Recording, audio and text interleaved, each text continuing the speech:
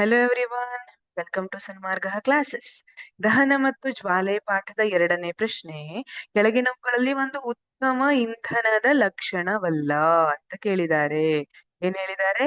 ಯಾವುದು ಉತ್ತಮ ಇಂಧನದ ಲಕ್ಷಣ ಅಂತ ಕೇಳಿಲ್ಲ. ಪ್ರಶ್ನೆಯನ್ನ ಸರಿಯಾಗಿ ನೋಡಿ, ಲಕ್ಷಣವಲ್ಲ ಅಂತ ಕೇಳಿದ್ದಾರೆ.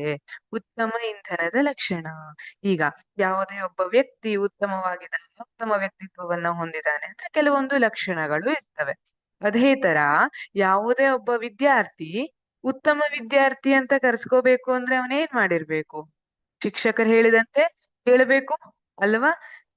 ಅಭ್ಯಾಸಗಳನ್ನ ಸರಿಯಾದ ಸಮಯಕ್ಕೆ ಮುಗಿಸಿಕೊಳ್ಳಬೇಕು, ದಿನಾಲು ಸರಿಯಾಗಿ ಅಭ್ಯಾಸವನ್ನ ಮಾಡ್ಬೇಕು. ಈ ತರ ಎಲ್ಲ ಬೇರೆ ಬೇರೆ ಲಕ್ಷಣಗಳು ಇರ್ತವೆ. ಹಿರಿಯರ ಮಾತನ್ನ ಕೇಳಬೇಕು ಅಲ್ವಾ?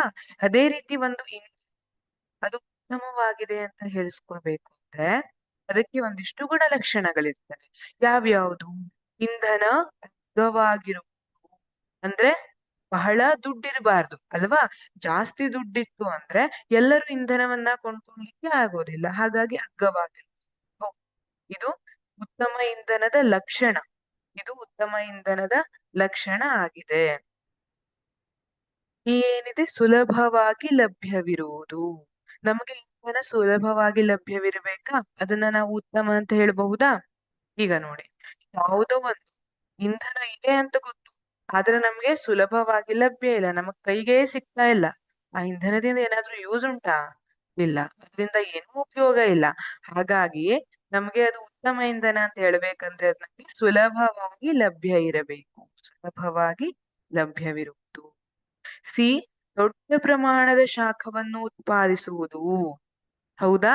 ಈಗ ನೋಡಿ, ನನ್ನ ಹತ್ರ 1 kg ಇಂಧನ ಇದೆ. ಅದನ್ನ ಉರಿಸಿದ್ರೆ ಶಾಖನೇ ಬರ್ತಿಲ್ಲ.